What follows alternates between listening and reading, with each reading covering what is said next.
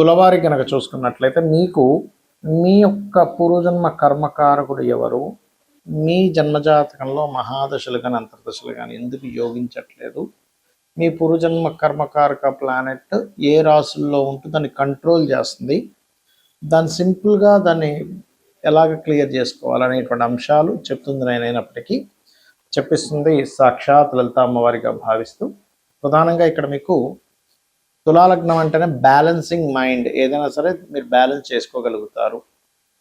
అయితే ఇక్కడ గురువు రాసుల్లో కానీ రవి రాసుల్లో కానీ ఏదైనా పాపగ్రహం ఉన్నట్లయితే, అంటే ధనస్సు మీనము ఆర్ సింహము ఈ రాసుల్లో కనుక ఏదైనా పాపగ్రహం కనుక ఉన్నట్లయితే అది ఏమవుతుంది అంటే అది కొంత ఇబ్బందిని దారితీస్తుంది. అంటే అలాగా అసలు అక్కడ పాపగ్రహాలు అవే అసలు ఎందుకయ్యే మీకు 6th and 3, 6, 11th లార్డ్స్ అంటే ఇక్కడ సమ్ టైమ్స్ గైడింగ్ అవతల వాళ్ళకి మనం ఇచ్చే గైడింగ్లో మనకు తెలియకుండానే మిస్గైడ్ చేయడం వల్ల, లేకపోతే కొంత దేవతా సంబంధించినటువంటి విషయాల్లో లేదా భక్తులతోని దేవతా భక్తులతో మనకు తెలియకుండానే కొన్ని మిస్కమ్యూనికేషన్స్ జరగడం వల్ల, ఒకరికి కీర్తి వస్తుంటే ఆ కీర్తిని మనకు తెలియకుండా మన వల్ల ఆగడం వల్ల, లేదా మనమే కావాలని ఆపడం వల్ల, వీటి వల్ల వస్తూ ఉంటుంది. సో అందుకని మీరు ఏం చేయండి, రవి గురు గ్రహాల దగ్గర దీపారాధన చేయడం, ఎక్కువగా చండీ పారాయణం చేయడం ఎక్కువగా చేస్తుండాలి. అలాగే మీకు ఈ 3 రాసుల్లో కనుక శుభగ్రహాలు ఉంటే మీ లైఫ్కి ఏమి డోకా ఉండదు. అంటే ఎటువంటి బ్లాక్ మ్యాజిక్స్ కానీ లేకపోతే ఎటువంటి గాలిదులి సౌకర్యం కానీ ఒక బ్యాడ్ ఫేస్ చూడడం కానీ జరగదు. అలా కాకుండా సింహరాశిలోని ధనస్సులోని మీనంలోని మీ లగ్నాత్ మీది తులాలగ్నం కాబట్టి అక్కడి నుంచి ఆ రాశిలో ఏదైనా ప్లానెట్ ఉంది అంటే ఆ ప్లానెట్కి సంబంధించినటువంటి దానం ఇవ్వడము, ఆ ప్లానెట్కి సంబంధించిన దేవత ఆరాధన చేయడం చేస్తే మీరు 100% మీరున్నటువంటి ఒక బ్యాడ్ సిచ్యువేషన్ నుంచి ఖచ్చితంగా బయటపడిపోతారు. దాని గురించి ఏం పెద్దగా టెన్షన్ పడాల్సిన అవసరం లేదు. ఒకవేళ బాగున్నాయనుకోండి ఆ గ్రహాలు ఆ రాసుల్లో, అప్పుడు మీరు ఏలినాడు శని వచ్చిందని కొంతమంది చూడండి, ఏలినాడు శని వచ్చినా నార్మల్గానే ఉంటుంది, వారికి కాలసర్ప యోగం ఉంది నార్మల్గానే ఉంటుంది. అంటే మీరు కాలసర్ప యోగాన్ని అసలు జన్మజాతకానికి అప్లై చేయమని చెప్పాలి శాస్త్రంలో ఎక్కడ కూడా. శాస్త్రంలో చెప్పింది ఏమిటి అంటే కాలసర్ప యోగము ఏదైతే ఉందో అది పర్టికులర్గా ఇచ్చినటువంటి రిజల్ట్ కాలం మీద పడుతుంది కానీ పర్సనల్ చార్ట్ మీద పడదు అని చెప్పడం జరిగింది.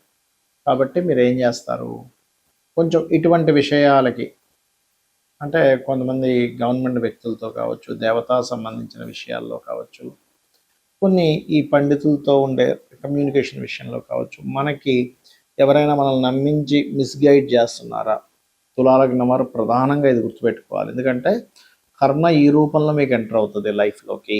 సో కర్మ ఏ రూపంలో ఎంటర్ అవుతుంది అని తెలుసుకోగలగాలి. అది తెలుసుకొని దానికి సంబంధించిన రెమెడీ చేస్తే ఎక్కువగా చండీ వింటున్నట్లయితే అన్ని విధాలా మీకు బాగుంటుంది. ఇక్కడ ఒకటే గుర్తుపెట్టుకోండి, లగ్నానికి శుభులు పాపులు అని ఉంటారు. ఇందులో ముఖ్యంగా మేషము, కర్కాటకము, సింహము, వృశ్చికము, ధనస్సు, మీనము ఈ లగ్నాలు గురువర్గ లగ్నాలు. ఓకే, అదేవిధంగా శనివర్గ లగ్నాలు అంటే వృషభము, మిథునము, కన్య, తుల, మకర, కుంభాలు శనివర్గ లగ్నాలు. ఇందులో మీది ఏ లగ్నం అయితే ఆ లగ్నానికి శుభులు పాపులను వేరువేరుగా ఉంటారు. అంటే శనివర్గ లగ్నాలకేమో శని, శుక్ర, బుధ, రాహువు శుభులు అవుతారు. గురువర్గ లగ్నాలు అని చెప్పుకున్నాను కదా, నేను మీకు చెప్పాను కదా, ఏది మేషము, కర్కాటకము, సింహము, వృశ్చికము, ధనుర్మీన లగ్నాలు. వీళ్ళకి శుభులు ఎవరు సర్వసాధారణంగా అంటే వీళ్ళకి శుభులు చూసుకుంటే కనుక గురువు, కుజుడు, రవి, కేతువు, అదేవిధంగా చంద్రుడు. అయితే ఈ చంద్రుడు గనక క్షీణచంద్రుడు అయితే శనివర్గ లగ్నాలకు శుభుడవుతాడు, పూర్ణచంద్రుడు అయితే గురువర్గ లగ్నాలకు శుభుడవుతాడు. ఇది క్షీణచంద్ర పూర్ణచంద్ర బట్టి మారిపోతూ ఉంటుంది. రైట్. అయితే ఇక్కడ ప్రధానంగా ఏంటంటే ఈ గ్రహాలు ఏవైతే ఉన్నాయో, ఈ యొక్క గ్రహాల యొక్క స్థితిగతులు ఏవైతే ఉన్నాయో గుర్తుపెట్టుకోండి. ఈ స్థితిగతులు గనక మీకు మంచి ఫలితాలు ఇస్తున్నాయి అంటే మీ యొక్క లగ్నం నుంచి మంచి ప్లేసెస్లో ఉన్నాయి. అంటే శుభగ్రహాలు అనుకోండి, ఉదాహరణకి మీకు సహజ శుభగ్రహాలు ఏంటి ఇందులో మళ్ళీ చూసుకుంటే గురువు, శుక్రుడు, బుధుడు, పూర్ణచంద్రుడు వీళ్ళందరూ సహజ శుభగ్రహాలు అవుతాయి. వీళ్ళు కనుక కేంద్ర కోణాల్లో ఉంటే మీకు ఆటోమేటిక్గా ఆ లైఫ్ అంటే ఆ యొక్క మహాదశ సాఫీగా వెళ్ళిపోతుంది, మీరేం టెన్షన్ పడకూడదని మీరు నిర్ధారణ చేసుకోవాలి. మీ జాతకం మీరే చూసి నిర్ధారణ చేసుకోవచ్చు. అలా కాకుండా పాపగ్రహాలు కనుక కొంత కేంద్రాల్లో ఉంటే, అంటే కేంద్ర స్థానాలు, కోణ స్థానాలు అంటే ఏంటి, 1, 4, 7, 10, 5, 9 వీటిని పాపస్థానాలు అంటూ ఉంటారు. ఈ కేంద్ర కోణ స్థానాలు అంటూ ఉంటారు. ఇక్కడ కనుక పాపగ్రహాలు ఉంటాయి, ఇక్కడ కొంచెం ఆ యొక్క విషయాలు మీకు ఏ భావనలో ఉంటే ఆ భావ సంబంధమైనటువంటి విషయాల్లో ఇబ్బంది పడతారు. ఇది ప్రధానంగా గుర్తుపెట్టుకోండి. అలా కాకుండా పాపస్థానాల్లో పాపగ్రహాలు అంటే ఏంటి, 3వ స్థానము, 6వ స్థానము, అదేవిధంగా మనకి 11వ స్థానము, 8వ స్థానం, ఇవి మంచి ఫలితాలు ఇస్తాయి. అందులో ప్రధానంగా శని అష్టమంలో ఉండగా జన్మించిన వ్యక్తికి ఆయుష్ కూడా ఎక్కువగా ఉంటుంది, గుర్తుపెట్టుకోండి. అయితే ఇక్కడ ప్రధానంగా ఏంటంటే చాలామందికి ఒక జన్మజాతకంలో అంటే వారి యొక్క జాతకంలో, ఉదాహరణకి మీ యొక్క జాతకంలో ఈ మహాదశ ఒకటి జరుగుతుంది, దీన్ని రిజల్ట్ ఏమిస్తుంది అనే ఒక చిన్న సంశయం ఉంటుంది. సింపుల్ ఏం లేదు, అది ఏ భావాధిపతి అయ్యాడో తీసుకోండి. ఉదాహరణకి మేషలగ్నానికి 2వ అధిపతి శుక్రుడు, ధనాధిపతి, 7వ అధిపతి కూడా శుక్రుడు, వివాహాధిపతి, చతుర్థాధిపతి చంద్రుడు, రైట్, అండ్ అలాగే పంచమాధిపతి సంతాన కారకుడు, అష్టమాధిపతి ఆయుష్కి యాక్సిడెంట్స్కి కారకుడు, దశమాధిపతి శని కర్మకారకుడు, లేదా లాభాధిపతి తీసుకుంటే వ్యాపార కారకుడు. వీళ్ళ యొక్క రాసుల్లో ఏదైనా పాపగ్రహం ఉండి ఆ మహాదశ నడుస్తున్నప్పుడు, అంటే మీకు ఏదైనా ఒక మహాదశ నడుస్తూ ఆ మహాదశ స్థానంలో ఏదైనా ఒక పాపగ్రహం ఉన్నప్పుడు మీకు అది ఆ మహాదశ అనుకూలించకుండా ఇబ్బంది ఇస్తుందని మీరు అర్థం చేసుకోండి. అలా కాదండి, చక్కగా ఆ యొక్క రాశిలో శుభగ్రహం ఉంది, ఏమి టెన్షన్ పడక్కర్లా. అయితే ఇక్కడ ఏంటంటే ఒక్కొక్క లగ్నానికి పూర్వజన్మ కర్మ ఉంటుంది. మీ లగ్నానికి ఏంటి పూర్వజన్మ కర్మకారకుడు అని చెప్పాను. అది మాత్రం పర్టికులర్గా కీన్గా అబ్జర్వ్ చేయాలి. ఎందుకంటే అదే అసలు మీరు అనుభవించాల్సిందే, అది దానికోసం వచ్చాం భూమి మీదకి. అది ఒక్కొక్కసారి మంచి కర్మ ఉంటుంది, ఒక్కోసారి మనం ఇబ్బంది పడే కర్మ ఉంటుంది, ఒక్కోసారి కొంతమందికి సేవ చేయాల్సిన కర్మ ఉంటుంది, కొంతమందికి రుణపడి వాటిని క్లియర్ చేసుకోవడానికి పుట్టిన కర్మ ఉంటుంది. కొన్నిసార్లు కొంతమంది చూడండి దేశం కోసమే వాళ్ళు పోరాడతారు, కొంతమంది సన్యాసులు అయిపోతారు, మరి కొంతమంది ఆ ఫ్యామిలీ కోసమే పుట్టినట్టుగా ఉంటుంది. అంటే ఏమిటి, మీరు ఎన్ని ప్రయత్నాలు చేస్తున్నా కొన్ని విషయాలు మాత్రం మీకు సంబంధం లేకుండా అలా జరిగిపోతున్నాయి అంటే మీరు అర్థం చేసుకోవాల్సింది ఇట్స్ వెరీ క్లియర్.